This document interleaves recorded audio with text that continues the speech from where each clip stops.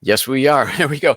Hello, everybody. I'm Captain Jim Palmer, and I'm the Dream Business Coach. I'm the founder of the Dream Business Mastermind and Coaching Program, creator of Dream Business Academy, and today I'm host of Dream Business Radio, live right here on Facebook, which is exciting. So welcome to another fantastic interview. And today we are talking with marketing performance strategist. That's such a fancy title, Craig Valine. How you doing, Craig? I'm doing great, Jim. Thanks for having me today. Yes, sir. Craig is known for his straightforward, no BS style of communicating effective and powerful marketing advice to entrepreneurs and small business owners. Craig is also a marketing performance strategist. I'm going to ask him what that means, or is that just some kind of, is that marketing in and of itself? Some fancy title. Craig, you get these interviews at the end of the day really are very, they could go either way. Anyway, he gets outrageous results for his customers. He's been doing this a very, very long time. And Craig's whole mission is to help you get better marketing, better results, for the best investment. He loves uncovering hidden assets in your business. He's also the founder of EMP, the Alliance, which stands for Enhanced Marketing Performance.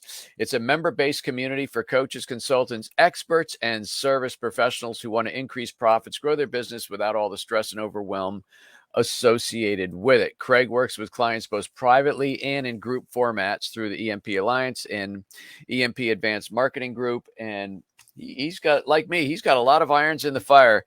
I've known Craig for, I think, 10 years. He'll probably correct me. It's at least 10 years because time is. No, 14 years. Is that right? Oh, my Yeah. God. 14 years. We met at a Dan Kennedy event way back when. And Craig then invited me out to Pasadena, California to speak to his group. And I think I was invited 2 more times to that, and then once to do a keynote event that he was putting on.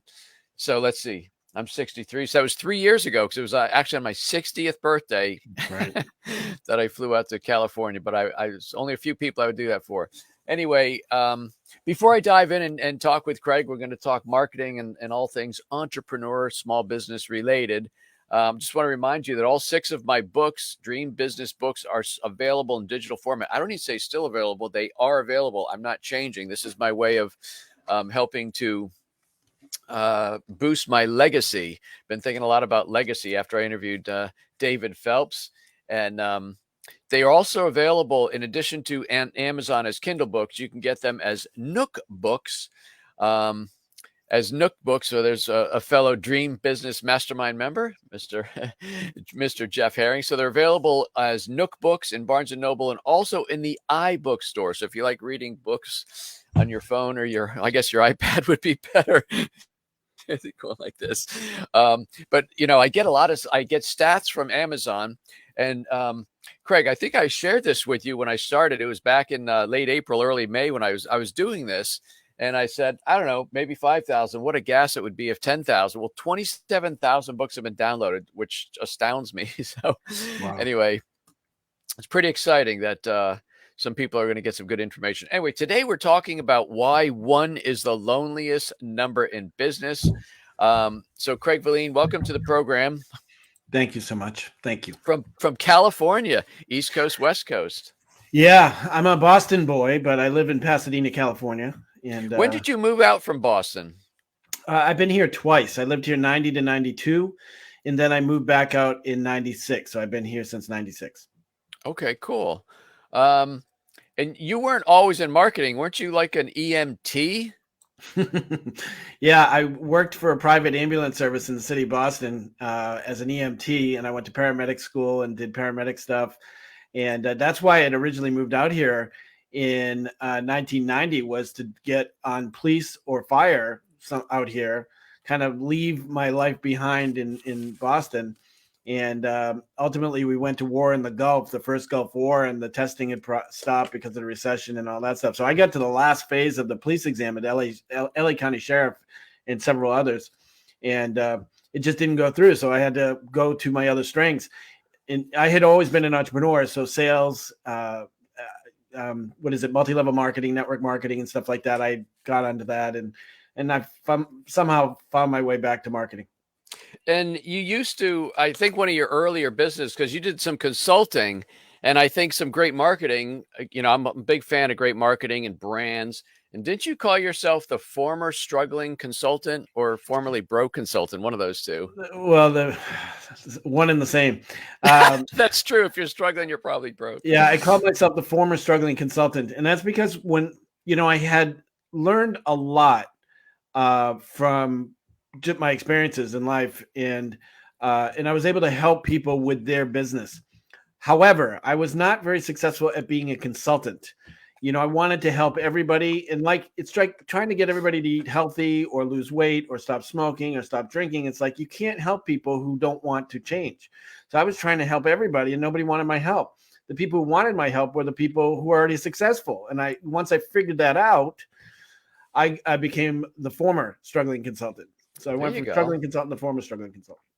So, why do you call yourself a marketing performance strategist? Help unpack that very fancy title. Well, there's a couple of reasons I do that. Number one, it's a fancy title for marketing consultant, but how I separate myself is number one, I create a category of one because there's only one of me in the world. I created the term, so nobody else is known as a marketing performance strategist. And I kind of grabbed that title from Tony Robbins. He called himself a peak performance strategist. And really, my philosophy is all around enhancing marketing performance. So I said, I'm a marketing performance strategist. I really am about, and that's my company name, Enhanced Marketing Performance.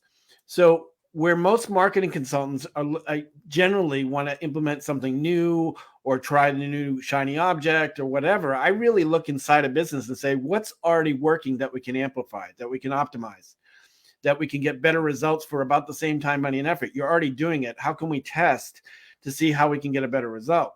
And you mentioned something in my introduction about finding overlooked hidden assets or overlooked opportunities within a business. There are a lot of things that are already within a business that are valuable to them that they don't even know exist, or they don't Yeah. know how to profit from. So That's one of the things I enjoy also is it could, and sometimes we're all so close to our own businesses, we don't even see those things, right? So it takes somebody and it's kind of a head slap moment. Oh my gosh, I've got that and I'm not even using it.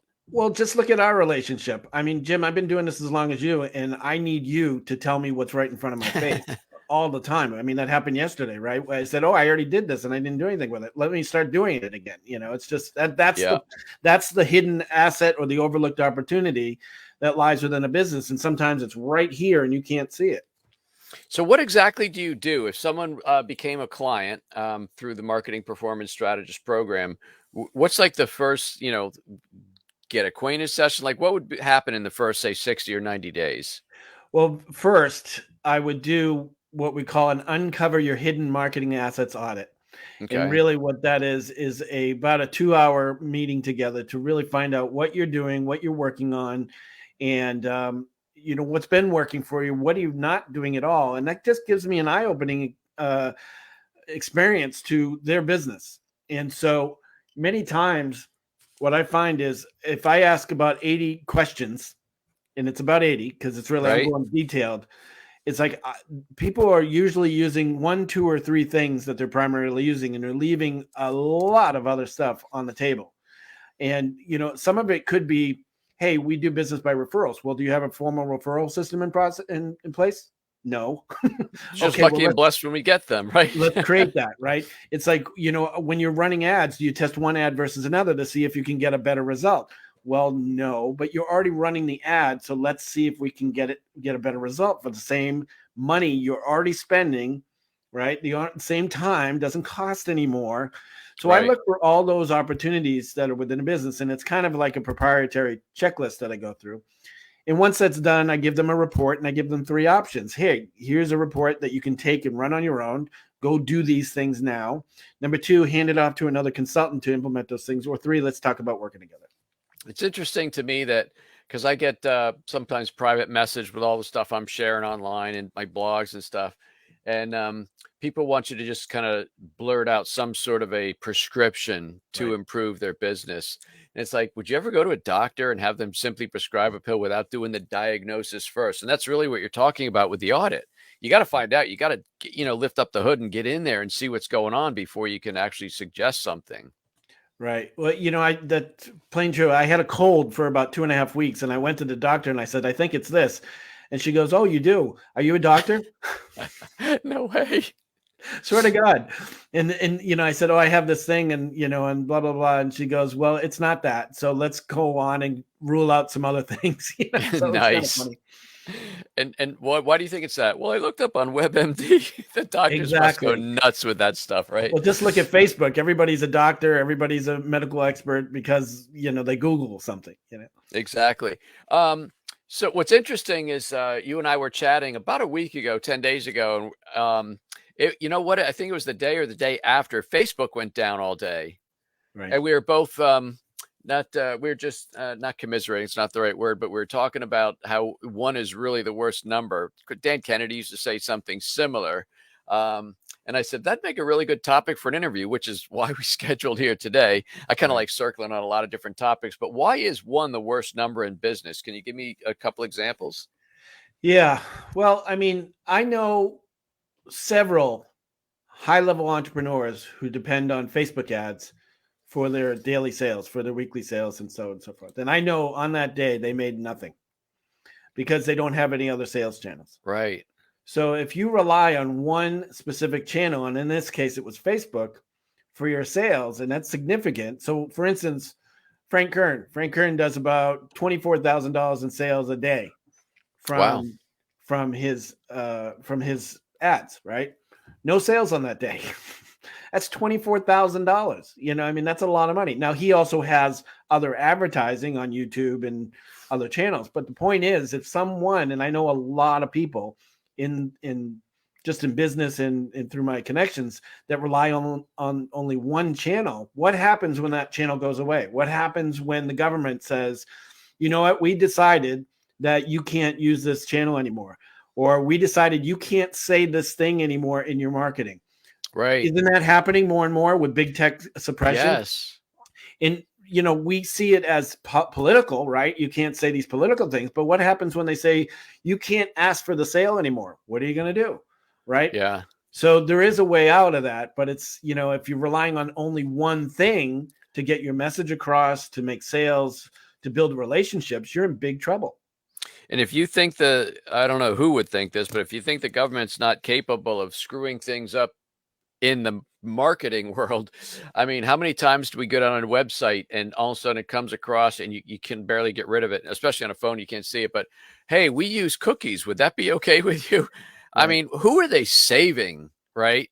From that thing. It's a big giant pain in the rear, but they're going to do something with. I bet you Facebook's going to be in for a reckoning here in the not too distant future. We'll see what happens, but Well, it's already happening with Apple, right? I mean, that hasn't really devastated marketers, but in their minds it has. Oh no, what am I going to do? This is my only way of marketing, right? yeah, There are people breaking the rules and they're succeeding anyway.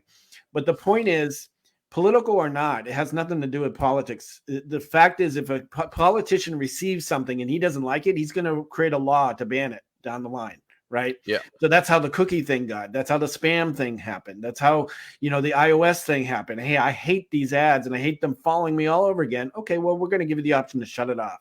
Or we're going yeah. to give you the option to give you a different email address every time you sign up for something. It's really crazy. Let's talk more about why one is a bad number in business. One product, right? One Mm, revenue stream. yeah. One you're sort of covering this one. One sales process or one funnel, which is a big word today.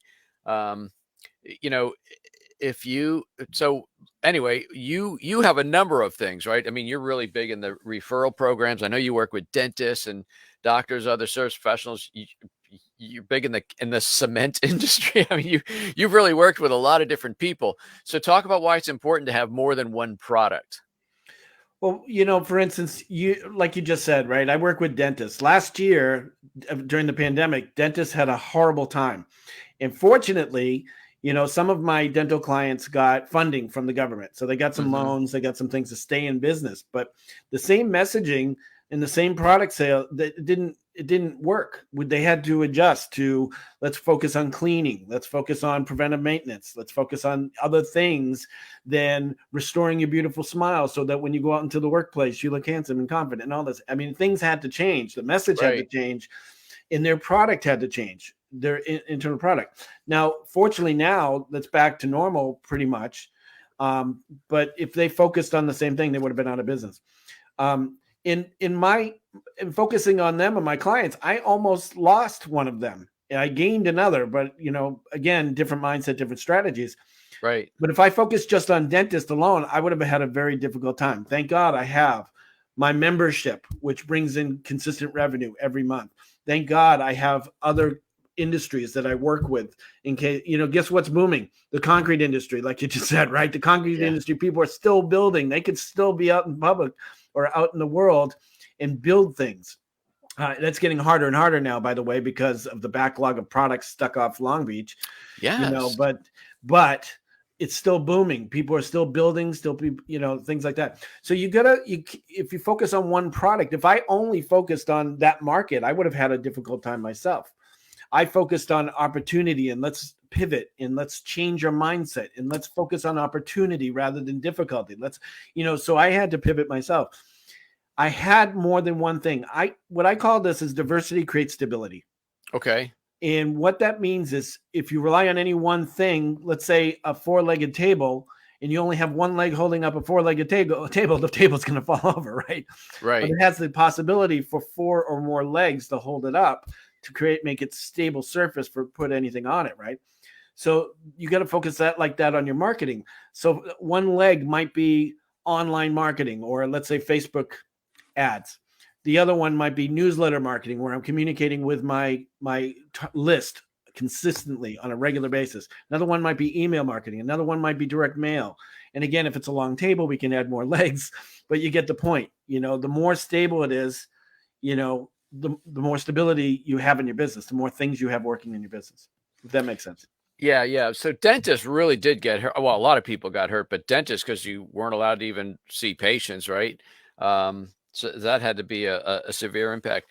I want to, before we kind of circle on some other topics, I want to talk about, you're really big into referral marketing. I know you've created a program with and for dentists and things like that. A lot of people don't know, when you see some of these referral programs from dentists, Craig's like the behind the scenes guy. Sometimes he's out front, sometimes behind the scenes. Can you share just some of the things that you do to help dentists get more referrals? Yeah. My former member and mastermind member and private client, the late Dr. Brian Berg, was a brilliant marketer. Yeah. And so we created a course together about 10 years ago, actually.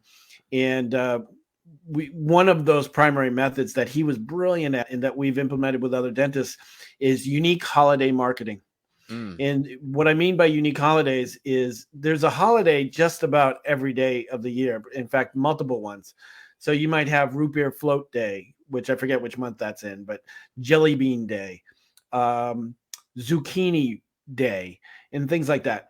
So what what Brian did, and what I have brought to other dentists, is a way to build upon those relationships without asking for the sale. And that is to tie into a story related to that holiday, that unique holiday. So what Dr. Brian Berg would do, let's say on Root Beer Float Day, is he would write a story about how when he would go to work with his dad, who was also an orthodontist, and at lunch they would go across the street to the soda fountain. It was a pharmacy / soda fountain. If you're old enough to remember, I remember those. Yeah. Right.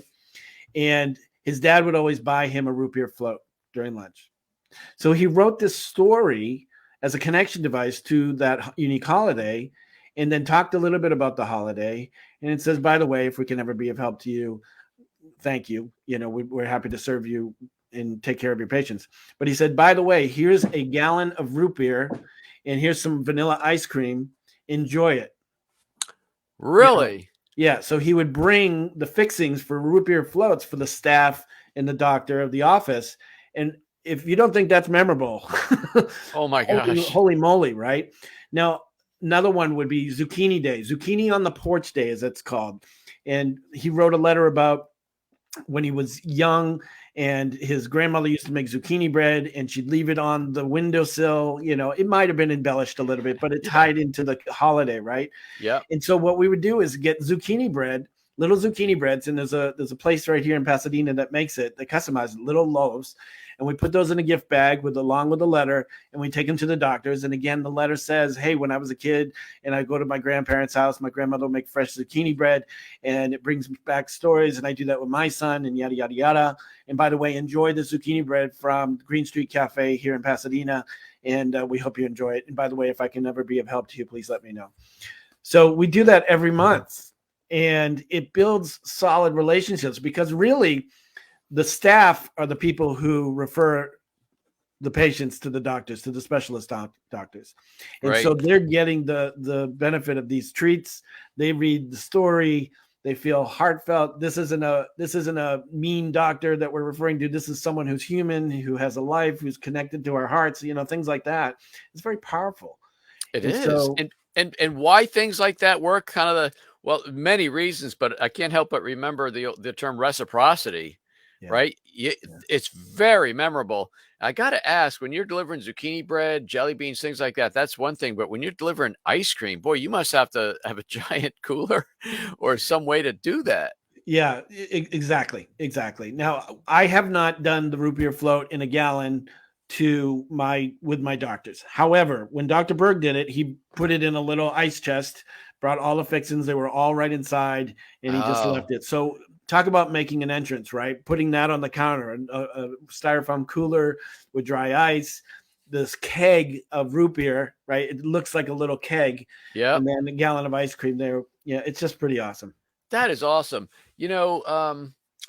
When I used to speak a lot around the country, including at your events, and talk about retention-based marketing and things like that, um, people would always ask, well, because I talked about the different things I do. I would mail cookies and notes. I'd mail books. I did all these things. People, well, every time you get a member, every time, Jim? Yeah. Well, and I knew it cost $42.80 to run the gambit of what I called my retention marketing program. They said $42 for every new customer. Wow. He said, yeah, but it took my retention from 6 months to what it is now, I think 37 months. Right. So at my regular program for No Hassle newsletters at 197, if somebody stays an additional 2.5 years, Right.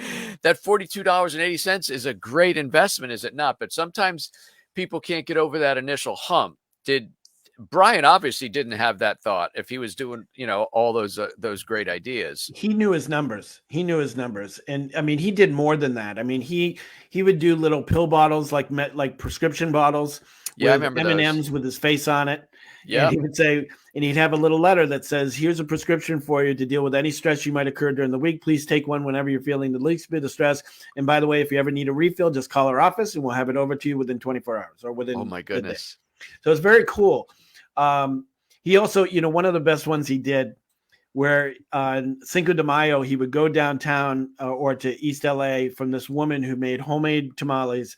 He would buy all of them, right?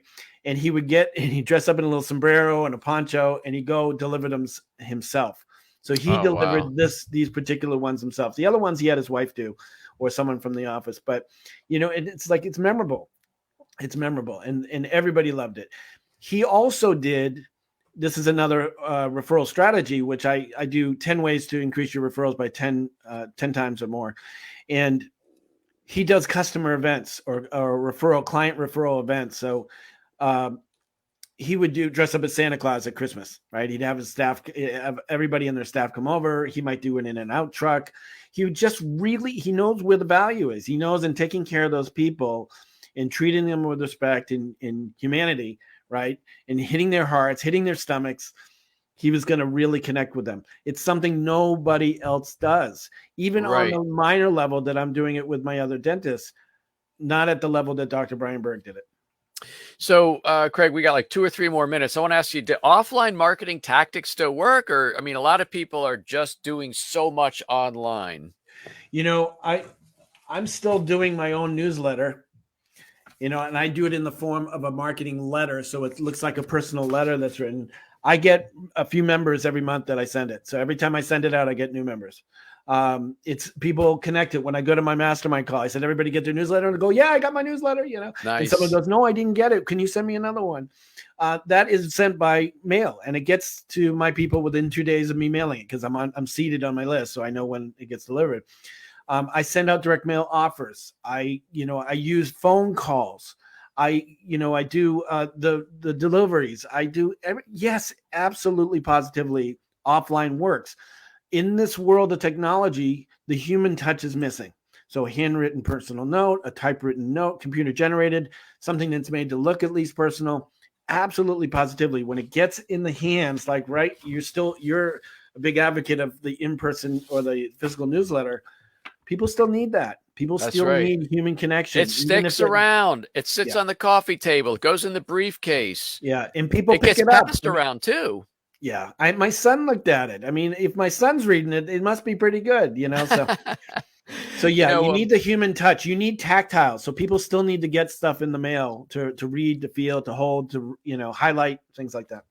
yeah, I want to share this because we're what we're really talking about now are some old school strategies that still work. So yesterday I'm doing a coaching call with another Dream Business Mastermind member, Diamond Bill Warren, right? So he's got a physical jewelry store, and he just had a killer event over the weekend, and he was telling me people come from far and wide because he lives in a very small town in the hills of North Carolina. So people come far and wide. I said, so how do you market? How do you get all those people? Well, he does direct mail, he mails postcards, etc. And then he said, and Jim, we do phone calls. We call past customers, etc. And I'm like, is that a robocall? He goes, oh no. He literally takes, it's kind of the 80-20. So here's, the 20% of his clients that generate 80% of the revenue, and they split it up. He'll call like 30 people, and then his wife will call some, and the store manager might call some others, but he personally makes phone calls and just does killer business. So some of this, just relying on email and, Facebook and stuff like that, it's you're really shooting yourself in the foot. Yeah, my list is big, so I can't get through to everybody every single month, but I still get on the phone. And that lesson was taught to me by my friend Michael Levine, who's a celebrity publicist. He still maintains the same relationships with his core group of media because he just picks up the phone and says, "How can I be of help to you? How are Yes. you doing? What can I do for you?" And that's what I do for my people as well. Awesome. Craig, how can people find out how to connect with you? Maybe, God forbid, they get on your physical newsletter, or is that just for customers? Is that just for your No, EMP? that's for anybody who wants to hear from me. So, my membership is EMP Alliance. You can just go to empalliance.com. If you have if you have questions, you want to get on my mailed newsletter, just email me at craig@empresults.com, empresults.com, and let's have a conversation, or email conversation at least. EMP, as in Paul, not to be confused with EMT. That was his former life in Boston. Enhanced marketing performance, empresults.com. There you go, Craig. This was a lot of fun. Thanks a lot for coming on. And it was like I said, it was pretty cool. Facebook goes down, and you and I were just texting. I guess we said, "Boy, what a lesson for people who are just have Facebook as their only thing." I said, "Yeah, let's jump on and talk about that." So thank you very much for making time. Really appreciate it. Thank you, Jim. I always appreciate it. Hey, folks, that wraps up this very special episode of Dream Business Radio, live right here on Facebook with Craig Valine. You can connect with me at getjimpalmer.com, www.getjimpalmer.com. If you're interested in being part of this awesome dream business mastermind that so many people are a part of, go to www.dreambizcoaching.com. And finally, don't forget to get free digital copies of all 6 books. There's the side right there at Amazon, Barnes & Noble, or iBooks. But that's it. Until this time next week, another fantastic interview. I am Captain Jim Palmer, the Dream Business Coach. You take good care.